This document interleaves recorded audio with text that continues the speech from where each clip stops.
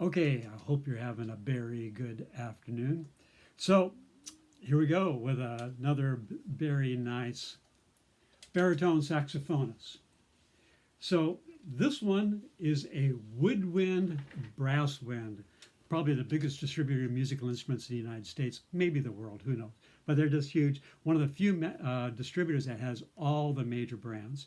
So, what they do is they go to one of these brands, probably in Taiwan, and it looks very close to an Antigua Winds I have. I can tell kind of by the bell brace. It's got their little thing here, but it could be some other companies. But that's my guess.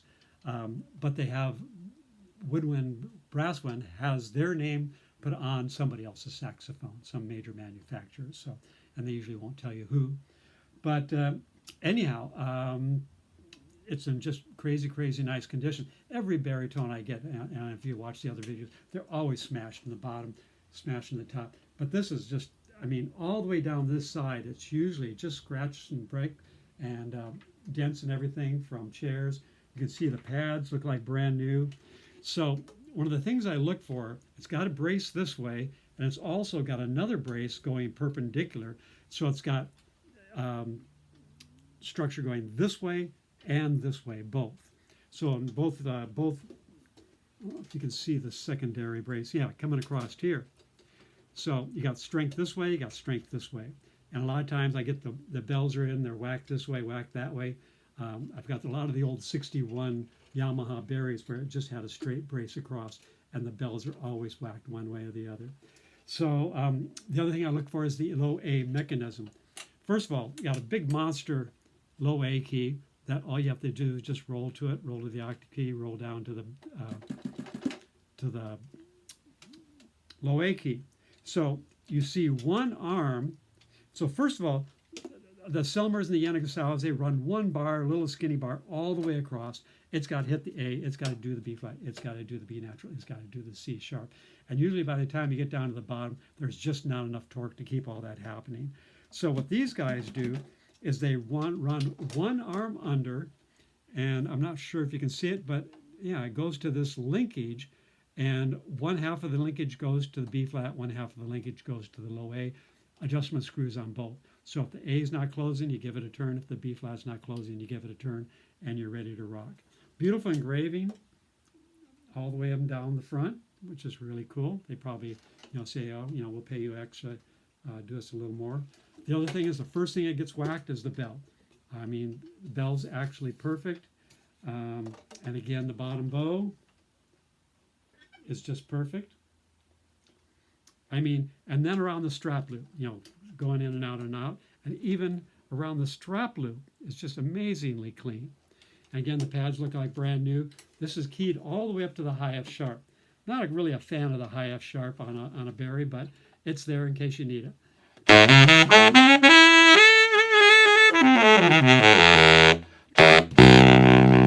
So again, I feel like a broken record, but my thing is to play the low C, and without even touching these keys, just hit the low A key. And it's really hard to even start on the low A in most horns, and this one, even without touching the low B flat key. So the other test, I have a thing I'm playing in 3 sharps. I've got G sharp to C sharp to A. So I can play the G sharp with the C sharp key. And I'm using the C sharp key to play the G sharp. And I can go right from C sharp to the to the low C, leaving it down because it'll close with the mechanism. And I'm going down to the low C, right to the A. So G sharp, G sharp, C sharp, A. Absolutely, a lot of horns you can't do that. You have to have that low B flat down first. Of course, it's got the linkage between the low B flat and the low C sharp, so you can just glide right across here. The older models, you push down the low C sharp, and you had a big bump to go to the B flat. So this just goes right across. Nice little pearlies on it everywhere. And again, in just absolutely crazy condition. It's got a beautiful ABS plastic rolling case. Nice big rollerblade wheels on the bottom, so you can just roll the thing down the street, especially for the the youngsters and us oldersters, we don't want to carry this thing, 10 blocks to the gig. So you can go all the way down.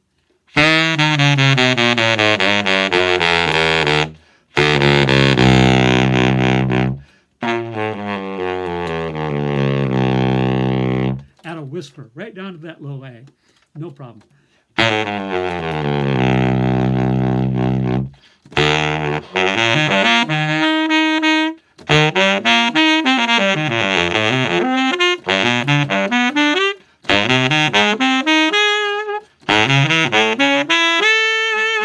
Up that high F sharp.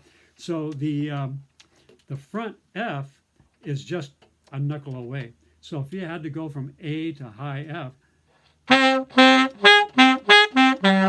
instead of having to jump up to a pearl like on the old ones, it's just a break your knuckle away. The octave key wraps all the way around, and the low A key wraps around the other half. So again, you can have your thumb in any position.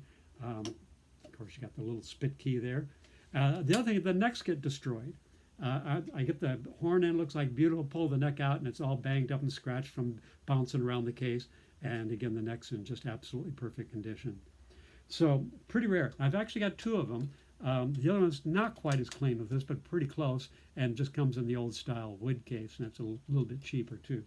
But this one, I think these retailed for over 4K, and probably more than that now.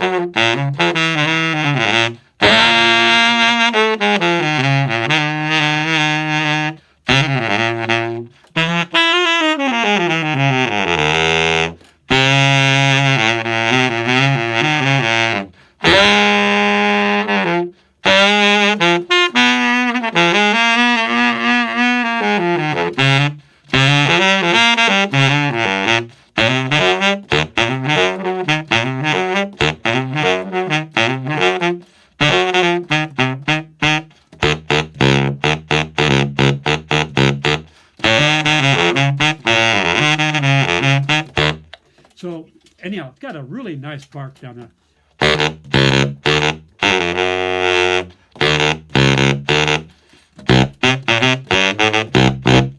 And the A just pops out with a breath.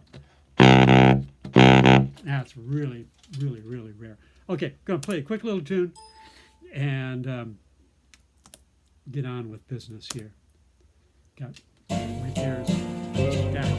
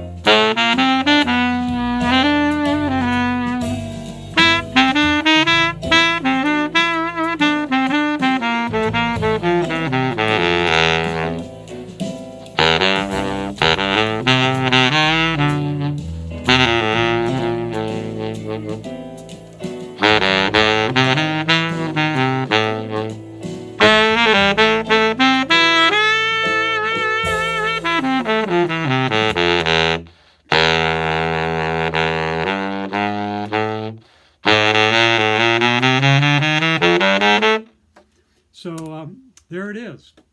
Woodwind, brass wind. Don't you start, Jim.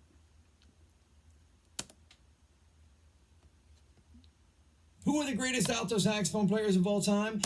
Me. Ha, no.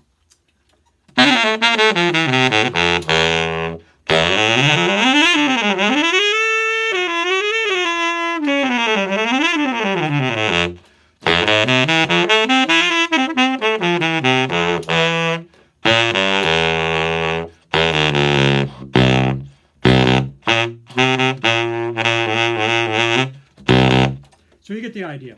Just a screaming Barry for a really unaffordable price. Basically a nice entry level one. I consider it a high entry level, maybe even intermediate quality. The next step up being about like a Yamaha 52, you're looking at double the money.